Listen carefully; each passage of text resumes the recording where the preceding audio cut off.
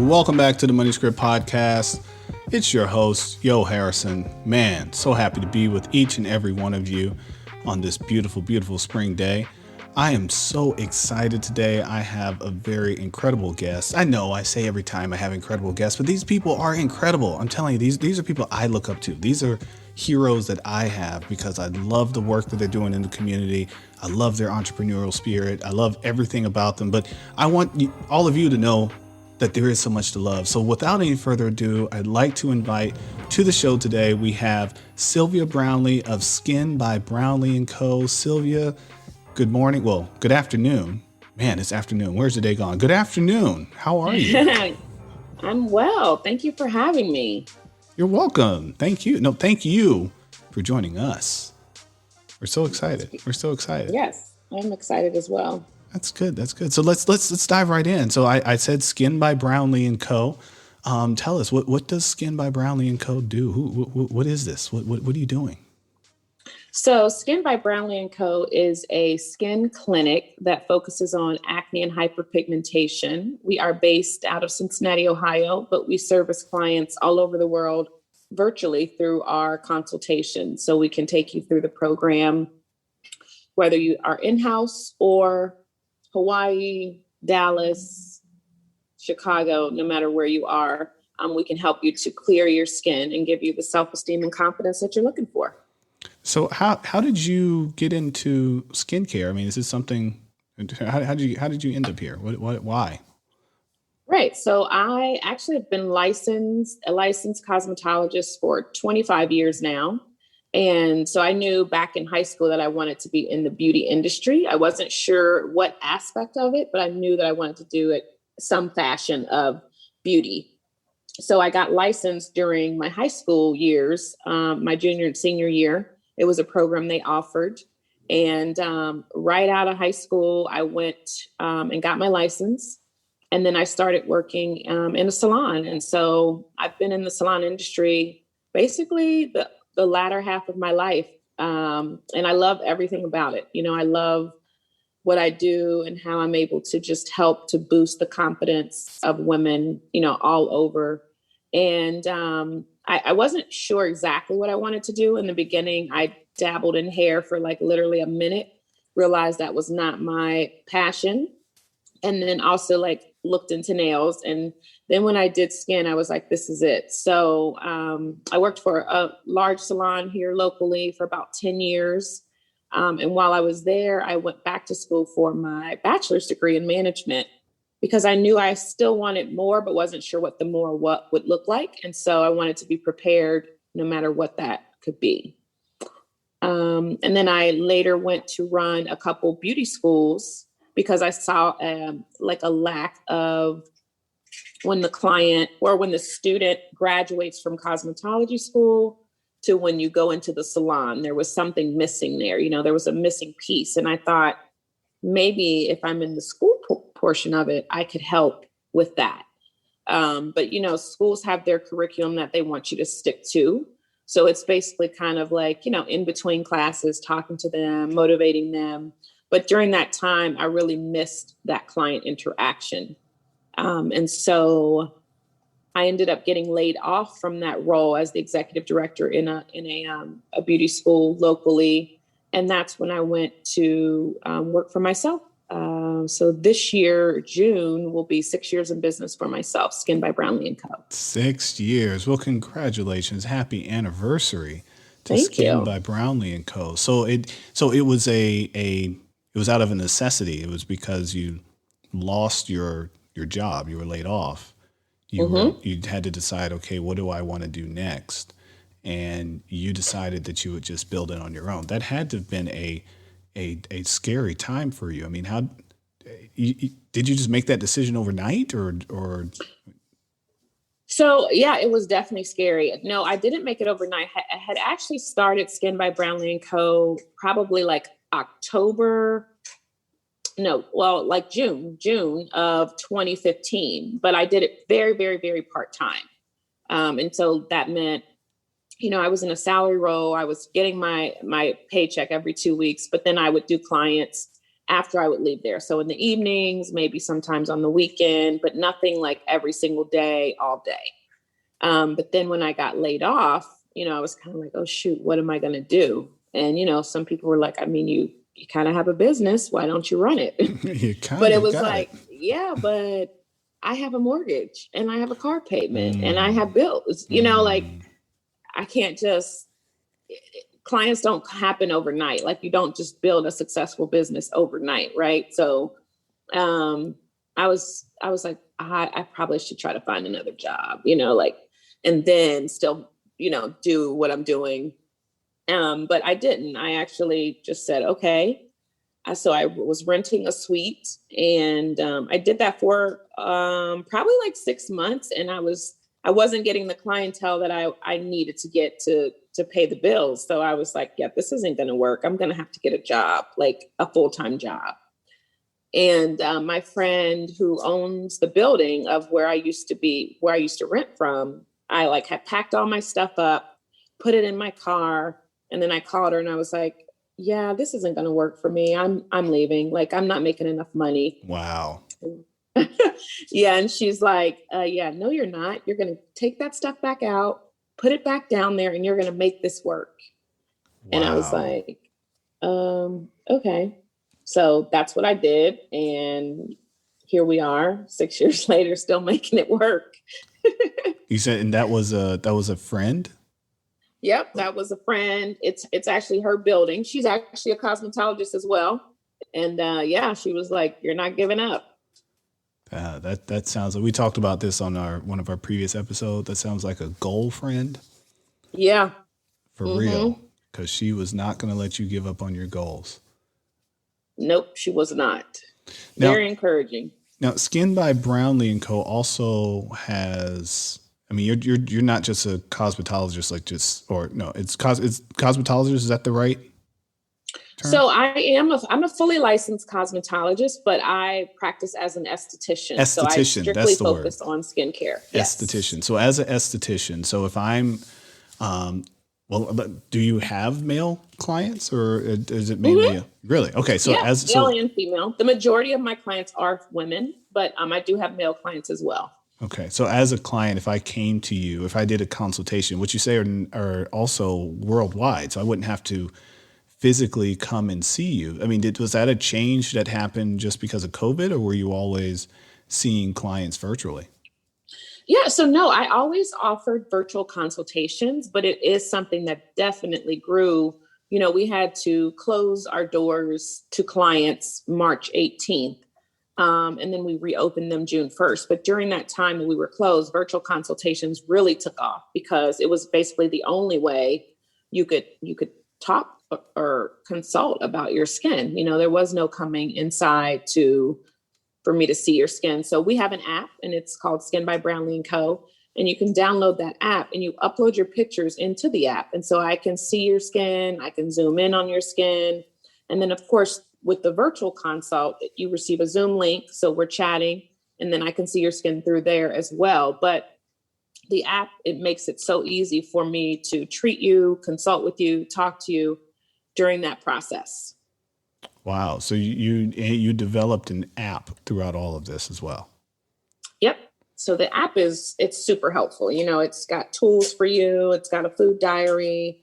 It's a way for you to book your appointments, purchase your products. So everything you need to do, you can do right through that app. So how did you come to the conclusion of, I'm going to start an app? Because I know I get calls like that all the time. Hey, do you want to make an app? And I'm like, no. I mean, my clients have apps. They're not, like down. I don't have a app that's purely the money script app. I mean, maybe I should work on that. I have worked on it, but then it's expensive to have applications in the financial field because of the security that goes along with it, et cetera. Yeah. So that's why I kind of abandoned the idea. And instead I just started a podcast. But how did you come to the conclusion that an app was the way to go? I mean, because I didn't hear you talk anywhere about, being a software engineer or anything No, like I'm that. Definitely not. I am not the tech girl at all. And so, they say, work in your strong areas. And if you aren't strong in those areas, outsource it. So definitely outsourced for that. But I just knew that I needed a way to be able to reach my clients and to be able to have them to have access to me, other than just email. So I didn't want them emailing pictures because you can't really keep track of the dates when someone emails you a picture. I wanted to make things easier. And so the app just seemed like the best way to be able to have everything I needed in one place. And then clients can have their own profile. We're actually in the midst of revamping the app as we speak and making it even better so that every client has their own profile, their pictures live there and they are able to see them, as well as just building that community. So like if you're new to Skin by Brownlee & Co. and you want to chat with others, you can do that as well in the community wall. So just whatever tool is needed to make their journey as easy as possible. Got it. So if I were coming to you as a potential client, you'd send me to the app first. So that's where I should start. I should start by getting on the app and, share some information with you. And then you conduct a consultation. And from there, I heard you say products. Can you talk to me about products? What kind of products do estheticians offer to their clients? Yeah. So we have a full line of skincare products, from cleansers, toners, moisturizers, sunscreen, masks, and serums. And basically, we've created kits specifically for your skin type. So whether you're focused on acne or hyperpigmentation, or you just have sensitive skin and you want to get a routine started, we have kits specifically for that. Or if you're just looking to try the product line out, you can just get, a cleanser, a moisturizer, or a sunscreen. So it's totally preference of what you're looking for, but it's all about, customizing it. So you can have that consultation. You can book that right through the website or through the app, either way.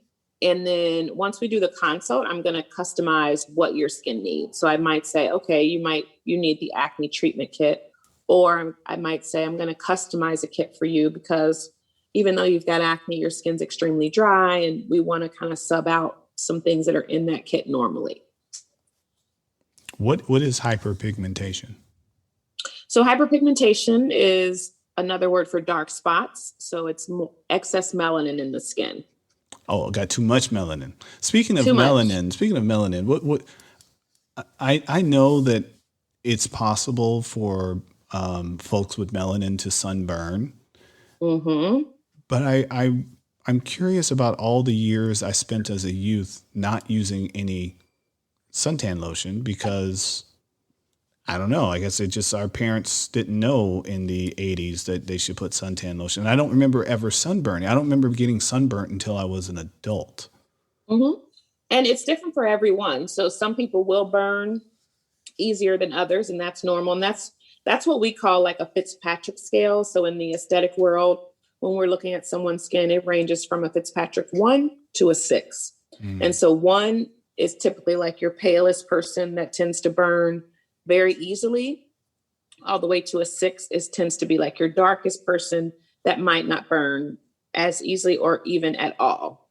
And so depending on, of course, in between that scale, you've got mixed, people. So you've got a little bit of this and a little bit of that. And so it really just depends on, what the makeup of your background is as far as how you'll burn or if you'll burn. But everyone should wear sunscreen. Now, as African Americans, we do have about 15% melanin naturally within us. So, but you still do want to wear at least an SPF of 30 all year round, winter, spring, summer, fall. Even if you feel like there's no sun out, it's gloomy, you still want to wear sunscreen.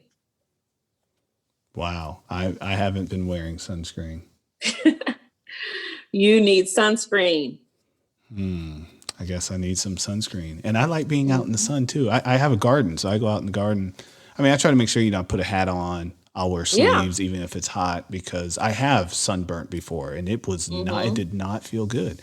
But I also know I feel like there were more occasions where I didn't burn than occasions when I did, and where I spent just as much time out in the sun. But then I feel like as I got older, or maybe I just paid more attention to it. Who knows? I was young and maybe just didn't even realize I was sunburned, or who knows? Again, I was young.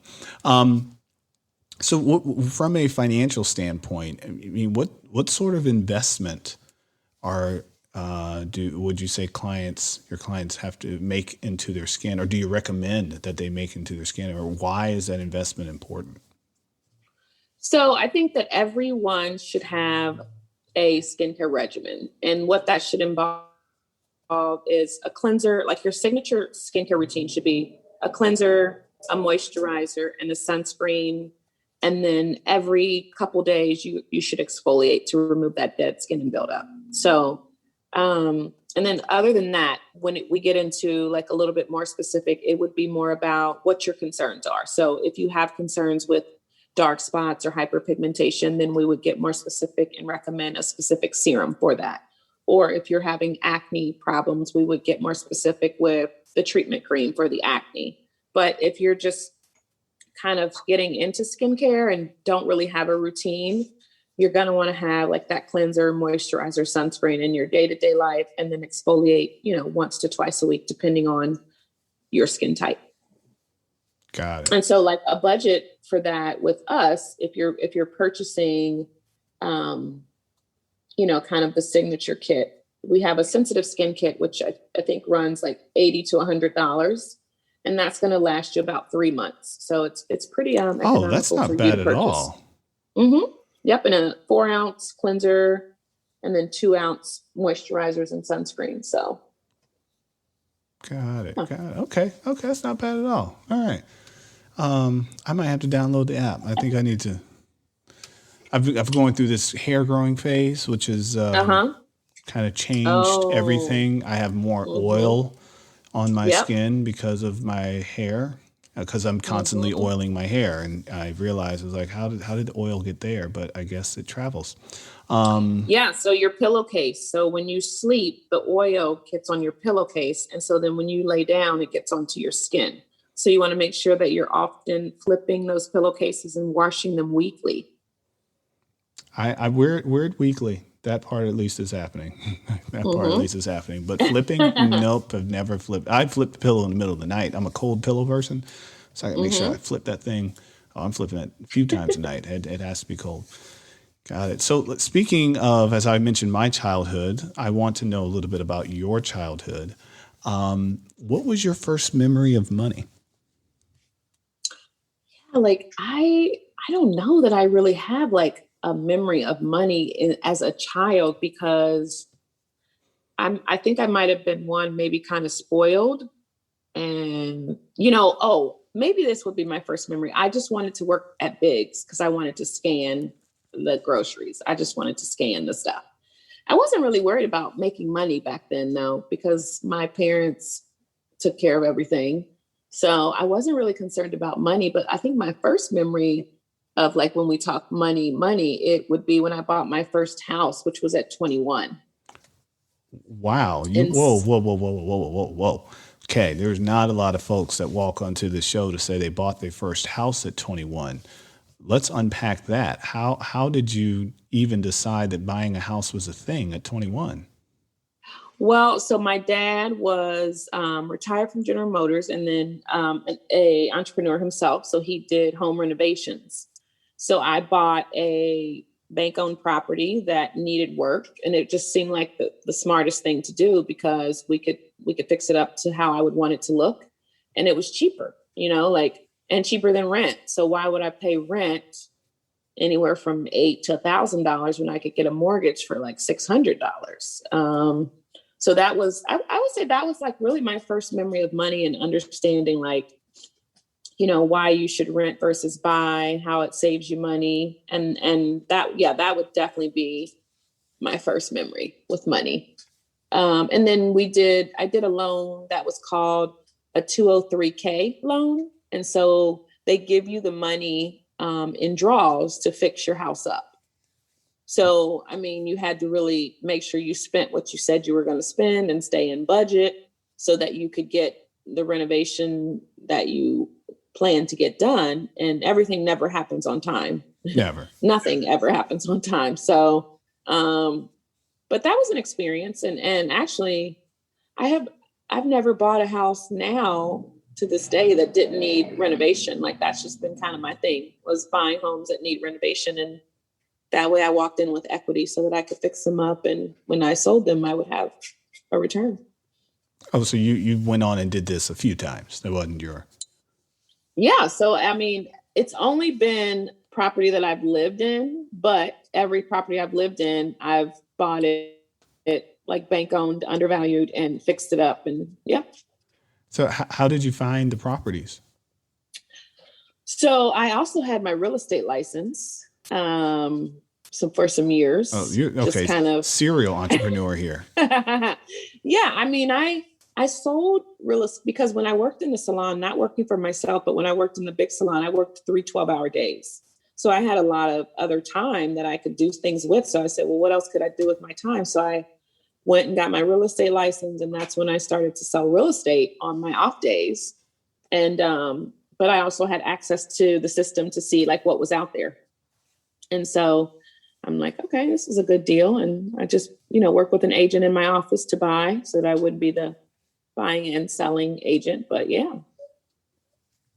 Okay. So you had some insight to the system. So, well, actually there's a couple of things there. One, your father had instilled a little of that into you, or a lot, of the value of buying something that's at a depreciated price, putting some work into it, and showing you how you can increase the value and get some use out of it as well. Because like you said, you also lived there.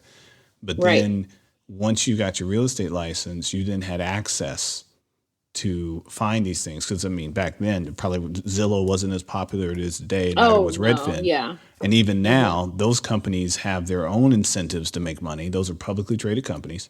So there's a lot of information that you're not going to find on Zillow. So having an agent or someone that's in the business can be a very useful person to have on your side.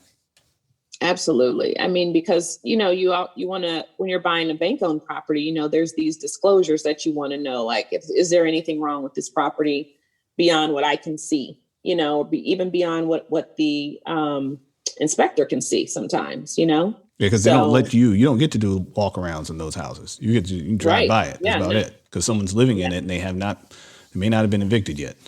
Yeah. So you're kind of buying blindly. Got it. I mean, you can walk around, check it out, see what you can see, but That's got to be ready for that. Got to be ready for that. I was curious with your you mentioned your business as it went through COVID and you had to go digital and do a lot of things digital, and then the office opened back up. So now we're more than a year. We're a year and a month or 2 months post the shutdown. How do you see your business continuing to evolve? If you were to look out 3 to 5 years, what do you see evolving with the online aspect of your business?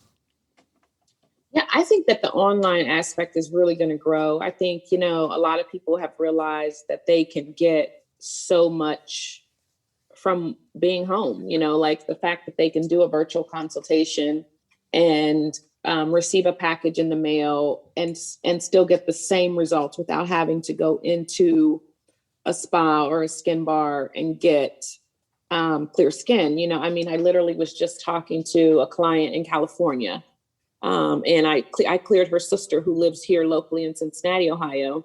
And once I cleared her, of course, she's like, you cleared my sister. I know she's local, but can you help me? And I'm like, sure. And so literally just today, I received a text from her like, oh my God, my skin is so clear. Thank you for being patient with me. Because it can be very tough when you're virtual and you're trying to convince someone just, it's working, but trust the process. And you can't see them face to face to build, that in-person relationship that you could. And she's finally clear and she's happy. And I think that just being able to promote like this client was cleared virtually is going to really help with more clients. And they're like, oh, well, hey, if she can help her, she can help me. So I think it's helping. I think the app is really beneficial in helping to grow the virtual brand and just talking about it more. I think it's going to continue to grow as the years go on.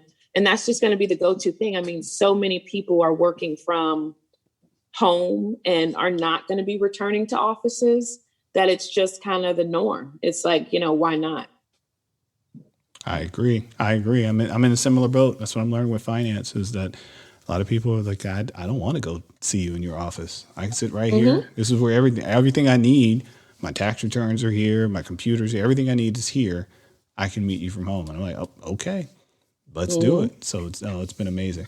So one of the biggest things that I've been reminded of with this episode, and thank you, Sylvia, for bringing this to the forefront of my mind again, is you mentioned that as a cosmetologist, you were working 3 12-hour days. And you had 4 other days. You had so much other time that you could utilize. And I just want to remind all of our listeners, we are all granted the same 168 hours every single week. That's it. I'm currently reading Obama's book, A Promised Land. And I was reading, I think it was about, 15 chapters, about 15 pages I was reading one morning. And at the end of that 15 pages, he was ending this day by talking about the time he was spending with his wife and daughters. And I had to look back and say, wait, all 15 pages, that was just a day. And it was amazing, all the things that happened in the day. And it seemed like I was reading about a week, but it was just one day. So we all have the same 168 hours a week. We get to decide what we want to do with that time. Now, most of us, we're going to sleep about 8 hours, somewhere between 6 and 8 hours you're sleeping. Most of us. Right. Okay. So you take, let's say if it's the high end, 8 times 7 is 56. 168 minus 56 leaves us, what is that, 112. We still have 112 hours. Now, for those of us that punch a clock, if you're out there and you're punching a clock, you're probably punching it for 40 to 50 hours out of the week. Let's pretend it's 50. You still have 62 hours. 62. Okay, maybe you eat. Maybe you do some self-care. You're doing your skin regimen. Let's take 2 hours a day for doing that stuff. Maybe 3 hours a day for doing that. That's another 21 hours. So we went from 56. Now we're at, what are we? Someone who's keeping track? 45. There's still 45. There's enough time for another full-time job. Now, no, you have the time that you spend, in religious service and worship, the time that you spend with your kids, helping them with their homework, et cetera. And let's say that's another 3 hours a day on those things. If you do it every single day. There's another 21 hours. We still have 21 hours that are left. So don't tell me, you can't tell me that you don't have time to pour into your dreams, to pour into your passions, because you know what the average American does with the rest of that time? Scroll, watch other people make television shows, especially the television shows that are reality. Watching other people live their reality while you dream about what your reality could be. Go put that time into that passion. Go get a real estate license. Go get an insurance license. Go get any sort of license that can help you learn more about an industry and create more income for yourself. But I didn't mean to get on my soapbox right there, but it's my podcast. I could do that every now and then. Sylvia, please, again, share with everyone how they can download the app and the first steps they should take and how to find you and learn more about Skin by Brownlee & Co. Sure. So you can go to our website at www.skinbybrownleeandco.com. The app is Skin by Brownlee & Co. It's downloadable on Apple or Google. And we look forward to working with you, whether it's virtually or in person, and helping you increase that self-esteem and confidence. Let's get it. I'm going to go download the app right now. Okay. Don't give me the okay. I'm going to do it. No, I'm going to do it. She gave me the okay. That's what you said you're going to do. No, I don't have my phone because we're on air. I'm going to get my phone. I'm having my wife download. I'm going to have Alicia download too. How about that? Perfect. Okay. And then we're going to offer for any of your listeners, they can use the code MONEYSCRIPT15 to get 15% off their first purchase. What? Oh, now you done shocked me. Hold on. Let me write that down. MONEYSCRIPT15. MONEYSCRIPT 15 for 15% off your first purchase. Y'all, I told y'all we had something valuable and fun today. Sylvia, thank you so much for spending some time. Go download the app, Skin by Brownlee & Co., wherever you get your apps. Put in the code, MoneyScript15. I'm going to put in the code. I'm telling you right, I'm going to use the code. I'll tell you that right now. Since you put it out there. Because, I like saving money. Sylvia, thank you for spending some time with us. Have a great... Thank you for having me. You're welcome. Welcome.